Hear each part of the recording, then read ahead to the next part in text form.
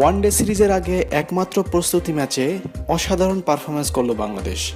Sri Lanka board president একাদশের বিরুদ্ধে ৩৫৫ রানের বিশাল টার্গেট নিয়ে ব্যাট করতে নেমে মাত্র ২ রানে হেরে গেল টাইগাররা। এদিন ব্যাটে রীতিমতো ঝড় তুলে দলকে জয়ের খুব কাছে নিয়ে যান অধিনায়ক মাশরাফি বিন মুর্তজা। বড় লক্ষ্যে খেলতে নেমে শেষ ওভারে ১৩ রানের চ্যালেঞ্জের মুখে পড়েন মাহমুদুল্লাহ রিয়াদ, কিন্তু ১০ রানের বেশি নিতেই পারেননি।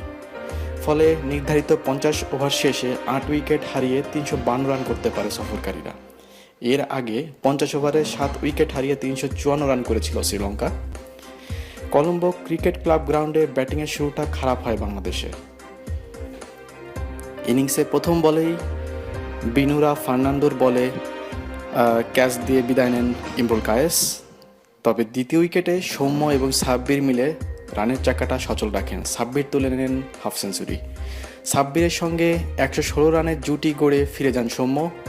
৪৩ বলে ৫টি ৪ ও ২টি ছক্কায় ৪৭ রান করেন তিনি। তার বিদায়ের পর বেশিক্ষণ টিকতে পারেননি সাব্বির। ৬৩ বলে ১১-৪ ও ১ ছক্কায় তুলে নেন ৭২ রান। ব্যক্তিগত ২০ রান করে সিলভার দ্বিতীয় শিকার হন মুশফিক। তবে হাফ সেঞ্চুরি তুলে নেন মোসাদ্দেক হোসেন সৈকত। ৫৩ রানের এই ইনিংসে তার ছিল ২টি ছক্কা এবং ৪টি ৪-এর মার। বাংলাদেশ দলের অধিনায়ক মাশরাফি বিন মুর্তজা মাত্র ২৮ বলে ৪টি বাউন্ডারি ও সমান ওভার বাউন্ডারিতে তুলে নেন হাফ সেঞ্চুরি, কিন্তু শেষ পর্যন্ত ৩৫ বলে ৫৮ রান করে আউট হন তিনি।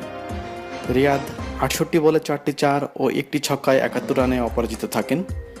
এর আগে ওয়ানডে সিরিজে একমাত্র প্রস্তুতি ম্যাচের শুরুটা ভালো হয়নি বাংলাদেশের।